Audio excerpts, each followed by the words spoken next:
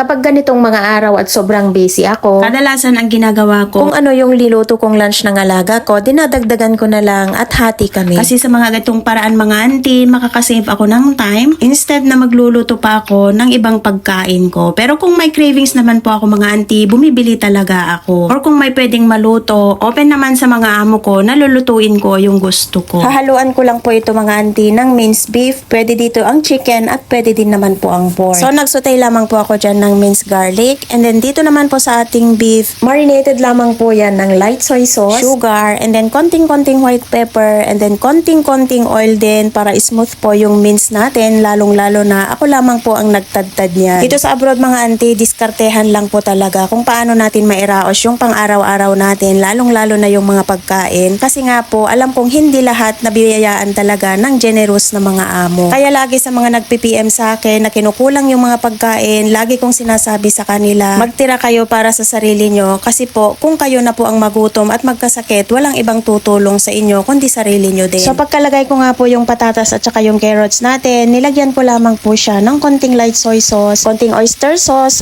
sugar, and then dahil wala akong fresh na tomatoes mga auntie, nilagyan ko na lamang po siya ng tomato paste. Minsan naman ang nilalagay ko, kahit ketchup na lang, pwede po kasi gustong gusto po ng alaga ko pagka ganyan yung sauce ng ulam niya. Nilagyan ko lamang po yan ng konting tubig, enough po para maluto po yung patatas natin tsaka carrots. So tatakpan lang po natin yan saglit. Sakto pag medyo maubos na po yung nilagay natin na tubig, maluluto na din po dyan yung patatas. At dito mga auntie, gustong gusto ng alaga ko na malambot talaga yung patatas dyan. And then okay na nga, naglagay lang din po ako ng slurry. Bali ito, dadagdagan ko lamang po siya ng blanch na broccoli para sa kanya at yung para sa akin, nag-blanch lang din po ako ng okra nung time na kakain ako. Done and serve. Follow for more.